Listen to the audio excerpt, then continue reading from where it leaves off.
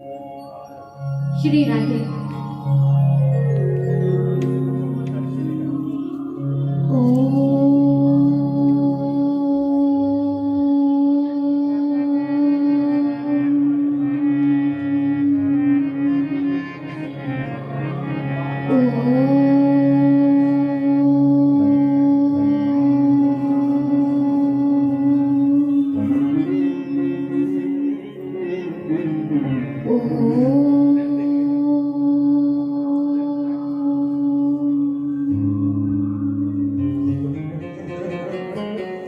कृष्णा तीरे कोकिला किलिकिरे गुंजा पुंजे देव पुष्पादि कुंजे कम्बुग्रीवौ चित्तबाहौ चलन्तौ राधा कृष्णौ मङ्गलं मे भवेताम् अतिशि कुसुमो पमेयकान्ते यमुना कूलकदम्ब मध्यवर्ती नवगोपवधू विलासशाली वनमाली वितनोतु मङ्गलानि परीकरीकृत पीतपटं हरिं शिखी किरीटनदीकृत कन्दरं लकुटवेणु करं जलकुण्डलं पटुतरं नटवेषधरं भजे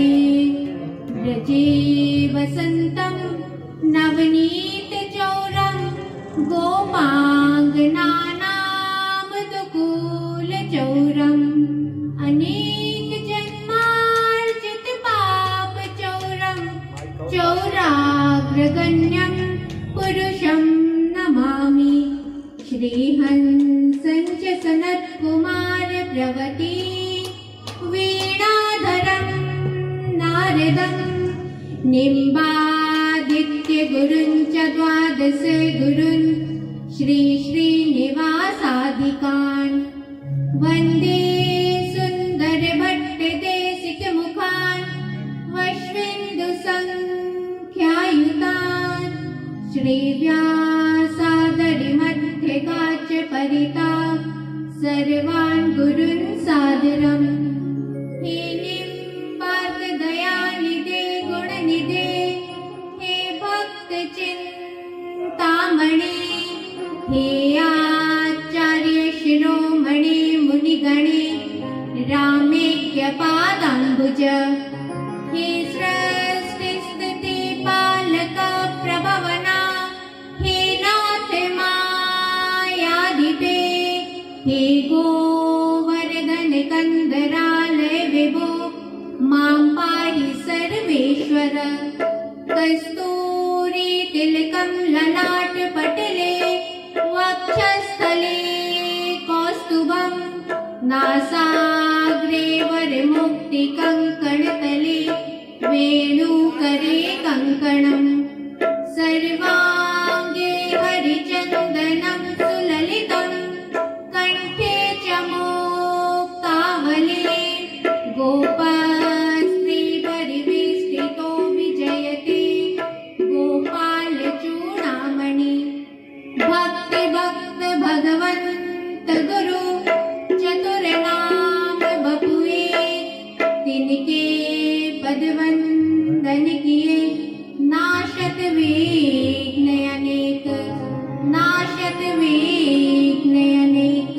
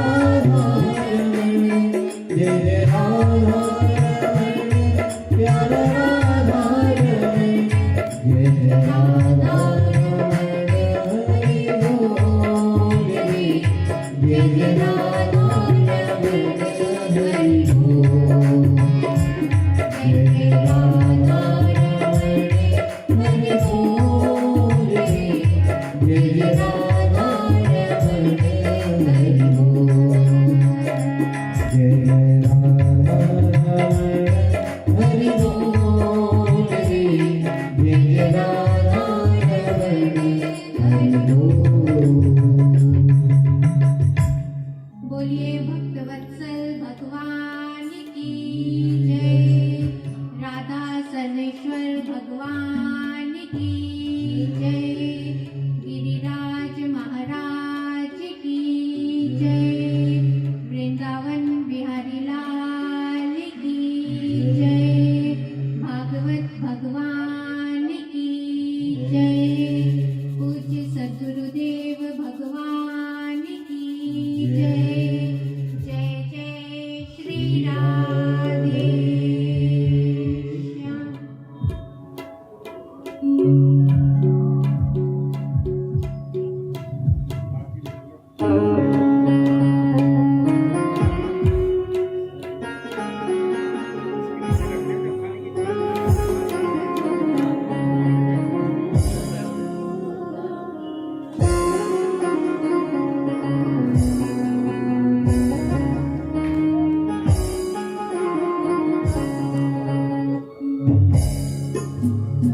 हम तुम्हारे थे प्रभु जी, हम तुम्हारे हैं, हम तुम्हारे ही रहेंगे ओ मेरे प्रियतम।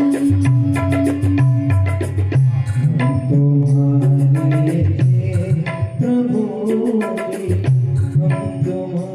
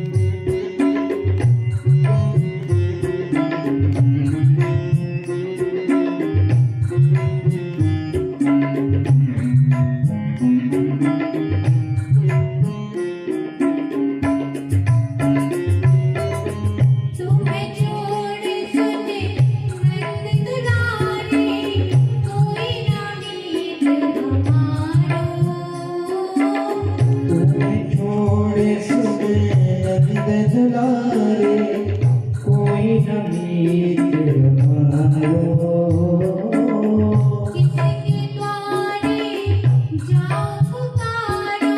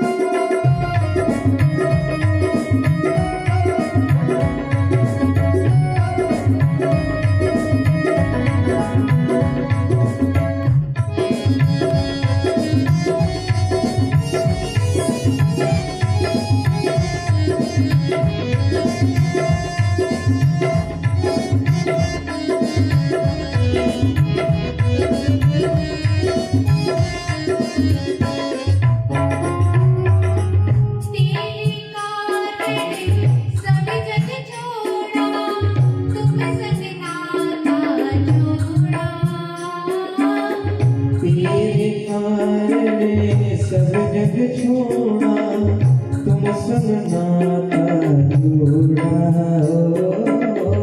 एक बार प्रभु बस ये कहते तू मेरा मैं तेरा। एक बार प्रभु बस ये कह दो तू मेरा मैं तेरा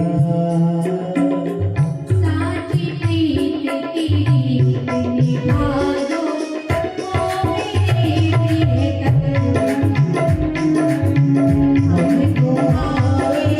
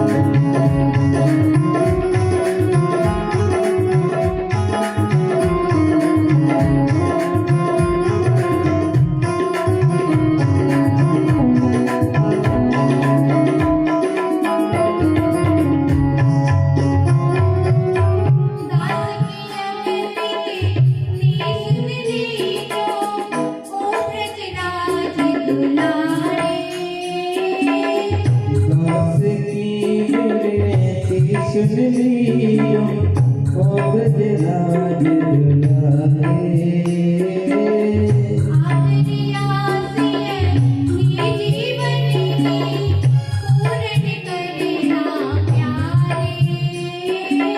आखिरी आस यही जीवन की पूर्ण करना प्यारे।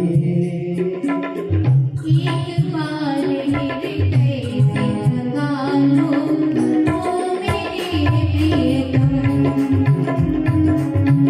हम तुम्हारे प्रभु जी, हम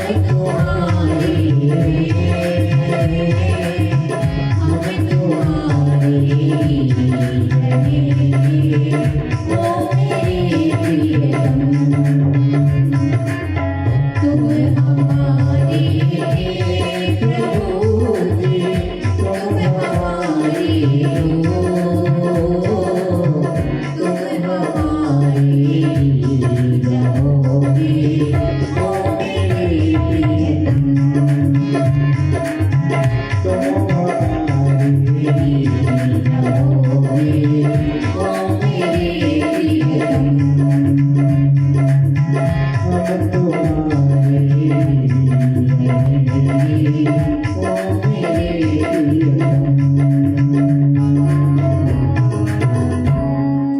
बोलिए भक्तवत्सल भगवान की जय।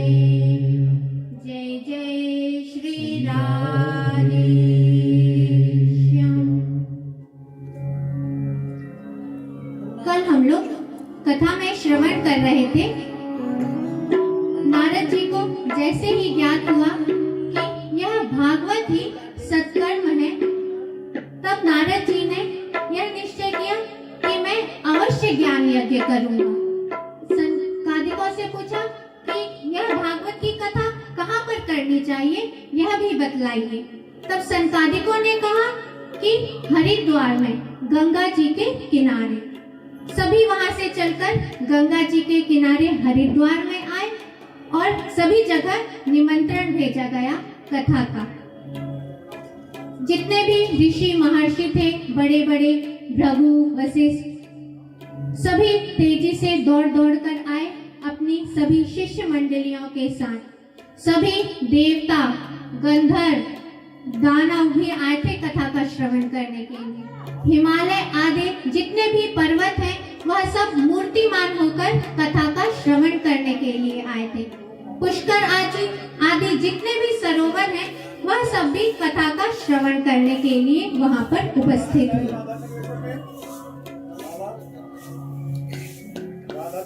जैसे ही संकादिकों ने भागवत का महत्व का वर्णन किया कि यस्य श्रवण मात्रेण हरिश्चित्तम यस्य श्रवण मात्रेण मुक्ति करतले स्थिता, कि भागवत के श्रवण करने से जो मुक्ति है वह उसकी करतल में हथेली में आकर स्थित हो जाती है। इसीलिए सदा सेव्या श्रीमद् भागवती कथा यस्य श्रवण मात्रेण हरिश्चित्तम समाश्रय। इसीलिए हमेशा ही भागवत की कथा का श्रवण करना चाहिए। कोई दिन या तिथि का निर्धारण ना करें, हमेशा ही सुने। उससे क्या होगा? भगवान उसके हृदय में आकर बैठ जाएंगे और भगवान उसके हृदय को अपना निवास स्थान बना लेंगे। यह भागवत क्या है? इसमें 18,000 श्लोक है, 12 स्कंद है। यह जीव तभी तक इस संसार चक्र में भटकता है जब तक उसने अपने कानों के द्वारा एक क्षण के लिए भी इस भागवत की कथा का श्रवण ना किया। अश्वमेध सहस्त्राणि वाजपेयी शतानि च, हजारों अश्वमेध यज्ञ, सैकड़ों वाजपेयी यज्ञ भी इस भागवत संहिता की बराबरी नहीं कर सकते। ना गंगा ना गया काशी पुष्करम ना प्रयागतम। गंगा आदि जितनी भी नदियां हैं, पुष्कर आदि जितने भी तीर्थ हैं, प्रयाग, वह सब भी इस भागवत की बराबरी नहीं कर सकते हैं। जिसे मोक्ष के प्राप्ति की इच्छा हो उसे भागवत का आधा श्लोक, 1/4 श्लोक का नियम पूर्वक पाठ करना चाहिए। और जिसके घर पर गाय की पूजा होती है, तुलसी का सिंचन होता है, भगवान के नाम का कीर्तन होता है और भागवत का नित्य नियम पूर्वक पाठ होता है, वहां पर भगवान हमेशा ही निवास करते हैं। जब भागवत गर्जना करता है तब कल्याण प्राप्ति के जितने भी साधन हैं वह सब छोटे हो जाते हैं। संकादिक कह रहे हैं कि बहुत से शास्त्र सुनने की जरूरत नहीं है, बहुत से पुराणों को सुनने की जरूरत नहीं है, यह सब भ्रम उत्पन्न करते हैं।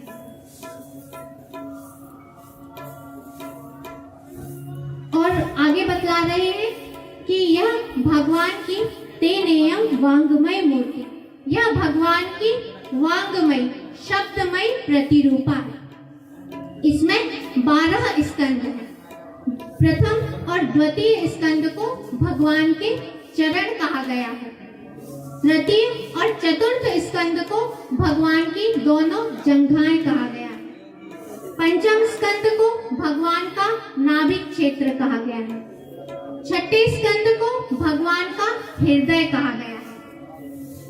सप्तम और अष्टम स्कंद को भगवान की दोनों भुजाएं कहा गया है।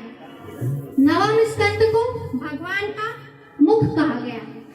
दसम स्कंद को भगवान के दोनों नेत्र कहे गए। एकादश स्कंद को भगवान का ललाट कहा गया है और द्वादश स्कंद को भगवान का मस्तक कहा गया है।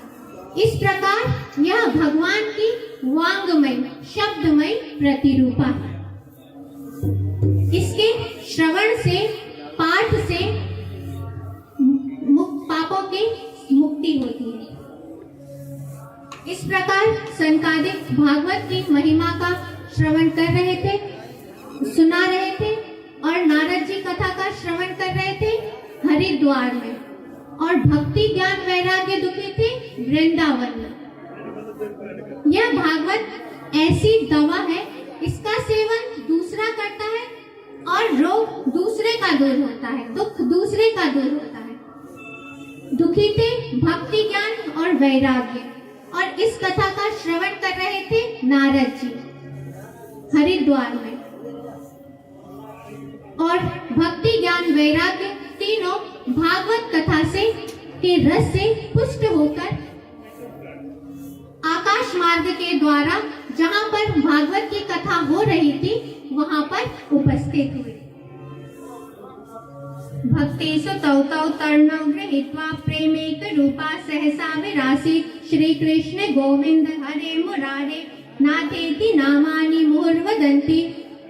भक्ति ज्ञान वैराग्य तीनों भगवान नाम का संकीर्तन करते हुए श्री कृष्ण गोविंद हरे मुरारे हे नाथ नारायण वासुदेवा, इस प्रकार भगवान के नाम का उच्चारण करते हुए जहाँ पर कथा हो रही थी उस पंडाल में मूर्तिमान होकर खड़े हो गए और सभी के सामने हाथ जोड़कर पूछने लगे कि अब हम लोगों को रहने के लिए कोई स्थान बतलाइए। संतादिकों ने कहा, भक्तेषु गोविंद स्वरूप करत्री भवरोग हंत्री। भक्ति तुम भगवान के स्वरूप को प्रदान करने वाली हो, इस भव रोग को मिटाने वाली हो। इसीलिए यहाँ पर जितने भी श्रोता भागवत की कथा का श्रवण कर रहे हैं उन सभी के हृदय को तुम अपना निवास स्थान बना लो। तो भक्ति ने जितने भी कथा का श्रवण कर रहे थे भक्त, उनके हृदय को भक्ति ने अपना स्थान बनाया। एक बार संतों की सभा लगी हुई थी। उस सभा में यह प्रश्न उठा कि सबसे बड़ा कौन है। एक संत ने कहा कि सबसे बड़ी है यह पृथ्वी, क्योंकि इस पृथ्वी ने हम सभी को धारण किया हुआ है। दूसरे संत ने कहा कि उससे भी बड़ा है यह समुद्र, क्योंकि समुद्र के ऊपर ही पृथ्वी स्थित है, इसीलिए यह समुद्र बड़ा हुआ सबसे बड़ा। फिर दूसरे संत ने कहा कि नहीं, उससे भी बड़े हुए अगस्त जी, जिन्होंने अपनी हथेली में चुल्लू में लेकर इस पूरे समुद्र को पी लिया था, इसीलिए सबसे बड़े हुए अगस्त ऋषि। फिर एक संत ने कहा कि नहीं, अगस्त तो एक तारा है, उससे भी तो बड़े हुए सूर्य, कि जब सूर्य का प्रकाश पड़ता है तो वह तारा भी दिखना बंद हो जाता है, इसीलिए सबसे बड़े हुए सूर्य। फिर दूसरे संत ने कहा कि नहीं, सूर्य से भी बड़े हैं भगवान, क्योंकि सूर्य तो भगवान के दोनों नेत्र हैं, इसीलिए सबसे बड़े हुए भगवान। फिर एक संत ने कहा कि नहीं, भगवान भी सबसे बड़े नहीं हैं, भगवान तो कहाँ पर रहते हैं? भक्त के हृदय में, इसीलिए सबसे श्रेष्ठ कौन हुआ? भगवान का भक्त। इसीलिए संतादिकों ने कहा कि अब आप जितने भी श्रोतागण भक्तगण कथा का श्रवण कर रहे हैं उनके हृदय को आप अपना निवास स्थान बनाएं। भक्ति ज्ञान वैराग्य ने सभी के हृदय को अपना निवास स्थान बनाया। और वहां पर जहां पर भी भागवत की कथा होती है, भगवान के जितने भी पार्षद हैं वह सब छिपकर गूढ़ रूप से कथा का श्रवण करने के लिए जरूर आते हैं। और जैसे ही भक्ति ने जैसे ही सभी के हृदय को अपना निवास स्थान बनाया, भगवान का मन अब बैकुंठ में नहीं लगा और भगवान निज लोकम परित्यज्य भगवान भक्त वत्सला, और भगवान ने अपने बैकुंठ लोक का परित्याग करके जहाँ पर भागवत की कथा हो रही थी वहां पर अवतरित हो गए। भगवान के अवतरित होते ही भगवान के जितने भी पार्षद गूढ़ रूप से छिपकर कथा का श्रवण कर रहे थे वह सब भी प्रकट हो गए, और भगवान के पार्षदों के प्रकट होते ही वहां का जो वातावरण था वह बड़ा ही दिव्य हो गया, आनंद से भर गया। अलौकिकोऽयं महिमा मुनीश्वरा सप्ताह जन्यो दिव्यलोकितो मया मूढ़ा सठाये पशु पक्षिणोत्र सर्वेपि निष्पापतमा भवन्ति। वहां का जो वातावरण था वह बड़ा ही अलौकिक हो गया, दिव्य हो गया, आनंद से भर गया। वहां पर जितने भी मूढ़ थे, मूढ़ मीन्स मूर्ख, सठ थे, ठग थे, वह सब भी भगवान के साथ बैकुंठ लोक को चले गए। नारद जी को बड़ा ही आश्चर्य हुआ कि मूर्ख और ठग लोग भी भगवान के बैकुंठ में चले गए इस भागवत की कथा के श्रवण करने से। नारद जी ने कहा, अब मैं आपसे यह जानना चाहता हूँ के विशुद्ध्यन्ति वदन्तु मह्यम् सप्ताह जन्यो, कि कौन कौन इस कथा के श्रवण करने से परम पवित्र होकर भगवान के धाम की यात्रा करते हैं। संकादिकों ने कहा, ये मानवः पाप कृतस्तु सर्वदा सदा दुराचार्य रता विमार्गगा क्रोधाग्नि दग्धा कुटिलश्च कामिना सप्ताह यज्ञेन कलौ पुनन्ति ते।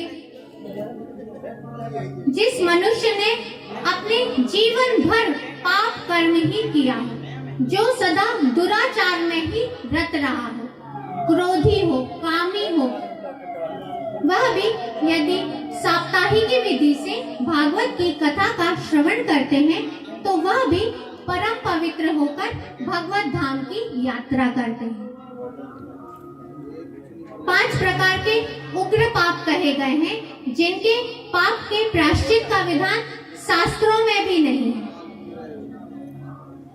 शराब पीने वाला, विश्वासघात करने वाला, इसीलिए किसी के भी साथ विश्वासघात नहीं करना चाहिए, क्योंकि विश्वासघात को इतना बड़ा पाप कहा गया है कि उसके पाप के प्रायश्चित का विधान शास्त्रों में नहीं है। सोने की चोरी करने वाला, इसीलिए सोने की कभी चोरी नहीं करना चाहिए, क्योंकि उसे भी महापाप कहा गया है, उसके प्रायश्चित का विधान भी शास्त्रों में नहीं है। गुरु पत्नी से भोग करने वाला और गो ब्राह्मण घाती, यह 5 प्रकार के उग्र पाप कहे गए हैं जिनके प्रायश्चित का विधान शास्त्रों में भी नहीं है, और वे भी यदि साप्ताहिक विधि से भागवत की कथा का श्रवण करते हैं तो परम पवित्र होकर भगवत धाम के अधिकारी बनते हैं। नारद जी ने कहा कि इसका कोई उदाहरण है? संकादिकों ने कहा कि उदाहरण भी है। तुंगभद्रा तटे पूर्वम अभूत पत्तनमुत्तमम्। तुंगभद्रा नदी के किनारे एक उत्तम नाम का नगर था, जिसमें आत्मदेव नाम के एक ब्राह्मण रहा करते थे। तत्प्रिया धुंधली स्मृता, उनकी पत्नी थी जिनका नाम था धुंधुली। धुंधली बड़ी ही कुलीन थी। लोकवार्ता रता क्रूरा प्रायसो बहुजल्पिका, लेकिन सांसारिक चर्चा करने में उनका बड़ा ही मन लगता।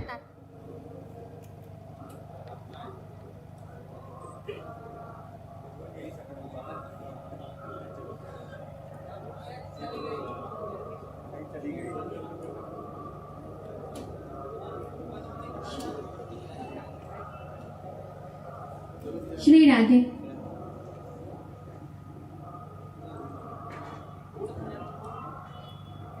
धुंधली का सांसारिक चर्चा में बड़ा ही मन लगता था। क्रूर थी, हमेशा कुछ ना कुछ बकवास करती रहती थी। कृपण थी और गृह कार्य में दक्ष थी। आत्मदेव जी के पास भिक्षावृत्ति करते थे, लेकिन उनके पास धन पर्याप्त मात्रा में था। लेकिन उनको एक ही दुख था कि उनके कोई पुत्र या पुत्री नहीं था। इस दुख से वह बहुत दुखी थे। उन्होंने बहुत से दान पुण्य किए, स्वर्ण दान किया, अन्न दान दिया, गोदान किया, लेकिन उन्हें कोई पुत्र या पुत्री की प्राप्ति नहीं हुई। एक बार दुखी होकर आत्मदेव जी जंगल में गए।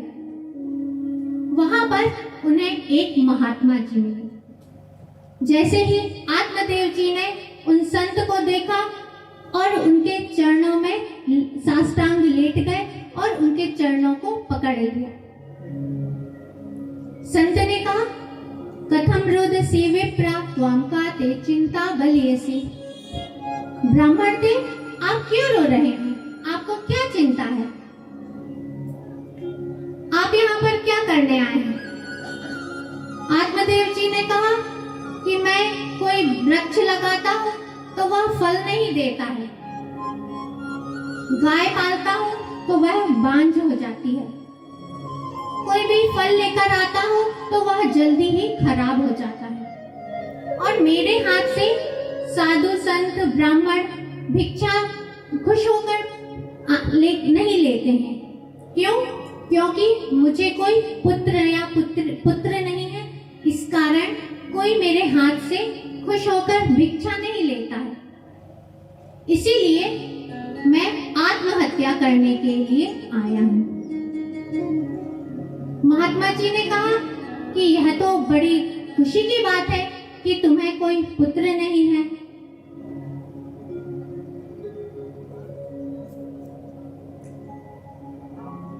आत्मदेव जी ने कहा कि नहीं, मुझे तो पुत्र चाहिए, नहीं तो मैं आत्महत्या करूंगा।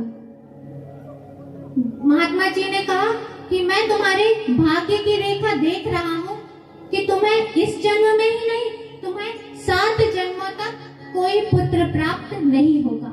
इसीलिए इस पुत्र प्राप्ति की इच्छा को छोड़ दो।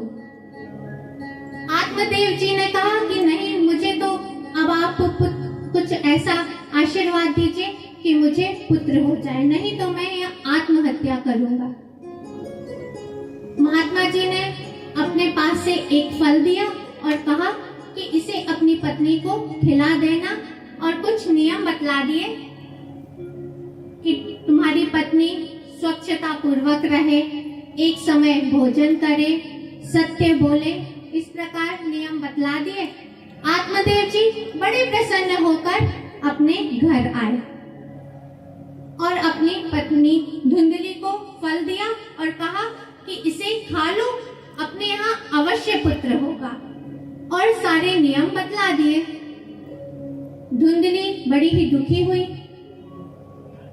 और अपनी एक सहेली के यहाँ मंत्रणा करने के लिए गई। उसकी सहेली ने पूछा कि धुंधली, तुम क्यों चिंतित दिखाई दे रही हो? धुंधली ने कहा कि मेरे पति देव एक फल लेकर आए हैं और कह रहे हैं कि इसे खा लो तो अपने यहाँ पुत्र हो जाएगा। उस सखी ने कहा कि यह तो बड़ी प्रसन्नता की बात है, फल खा लो।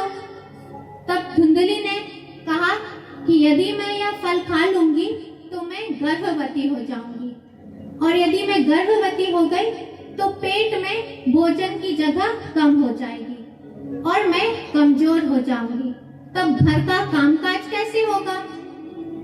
और यदि गांव में डाकू आ गए तो मैं गर्भवती कैसे भाग पाऊंगी, और डाकू सारा मेरा माल लेकर चले जाएंगे, और बच्चे के पालन पोषण में माता को बड़ा ही कष्ट होता है, और मैं सुकुमारी यह सब कष्ट कैसे झेल पाऊंगी? और जब मैं कमजोर हो जाऊंगी तब नंद रानी आकर मेरा सारा माल मत्ता लेकर चली जाएगी। मेरी दृष्टि से तो लालने पालने दुक्कम प्रसूता याश्च वर्तते, वंद्या वा विधवा नारी सुखनी चेती में मति। मेरी दृष्टि में तो वंद्या और विधवा नारी ही सुखी हैं, क्योंकि उन्हें प्रसव की पीड़ा नहीं झेलनी पड़ती। इस प्रकार धुंधली ने बातचीत करके और अपने घर आ गई। जैसे ही धुंधली घर आई तो धुंधली की छोटी बहन आई और पूछा कि दीदी आप क्यों दुखी हैं? तब तब उसने कहा कि तुम्हारे जीजा जी यह फल लेकर आए हैं और कह रहे हैं खा लो, अपने यहाँ पुत्र होगा। धुंधली की बहन ने कहा कि आप यह सब कष्ट क्यों झेलेंगी, मैं गर्भवती हूँ, मेरे गर्भ से जो बालक जन्म लेगा मैं अपने पति के द्वारा आपको यहाँ आपके घर में भिजवा दूंगी और आप इसके बदले में मेरे पति को कुछ धन दे दीजिएगा, जिससे वह यह रहस्य किसी के भी सामने प्रकट नहीं करेंगे। धुंधली ने कहा और इस फल का क्या करें? बहन ने कहा कि यह अपनी गाय को खिला दो तो इस फल का परीक्षण भी हो जाएगा, गाय भी बांझ है।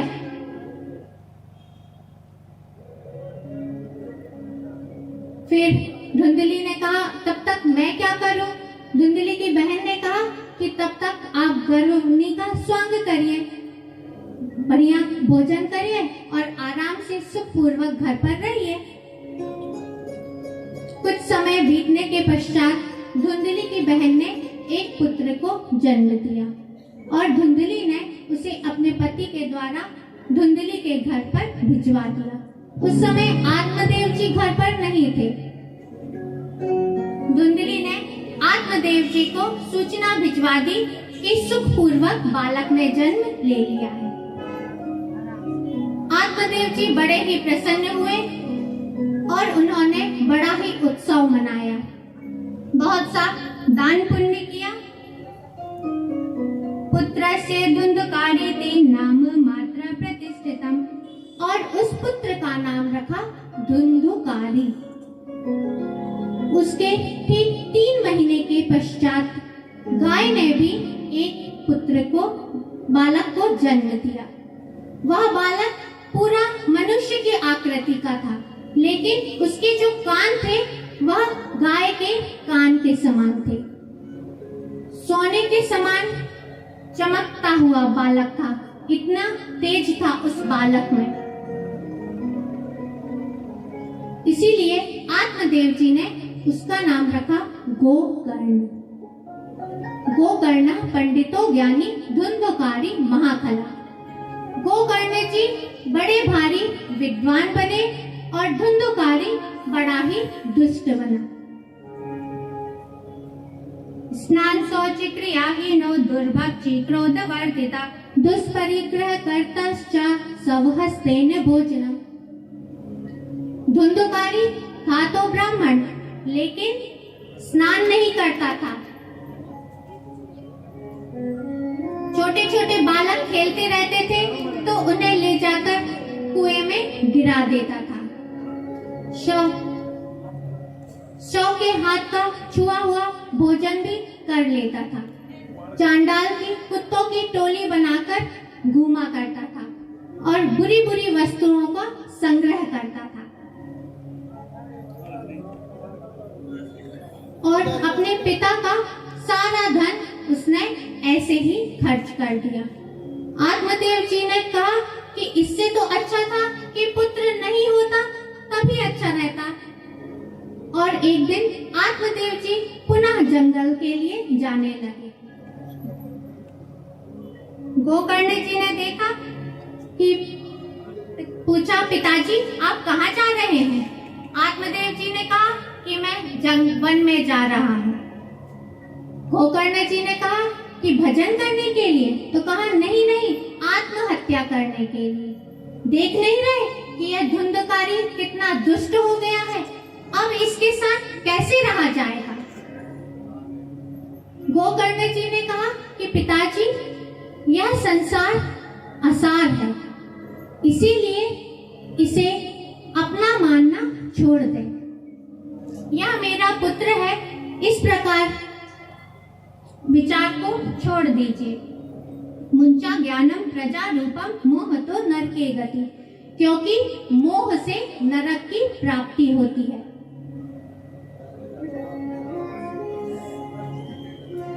गोकर्ण जी ने कहा कि पिताजी आप वन में जा रहे हैं तो भगवान का भजन कीजिए। आत्मदेव जी ने कहा, पुत्र अब तुम ही बतलाओ कि मेरा उद्धार कैसे हो सकता है। गोकर्ण जी ने बड़ा ही सुंदर उपदेश दिया। देहे देहे अस्ति मांसि रुधिरे अभिमतिं तजत्वं जाया सुता सदा ममचां विमुञ्चन् पश्यानिशं जगदिदं क्षणभङ्गुनिष्ठं वैराग राग रसिको भवभक्तिनिष्ठः धर्मं भजस्व सततं त्यज लोक धर्मान् शिवस्व साधु पुरुषान् जहि काम तृष्णाम् अन्यस्य दोष गुण चिन्तनमासु मुक्त्वा सेवा कथा रसमहो नितरां पिबत्वम्। बोलिए भक्तवत्सल भगवान की जय। जय जय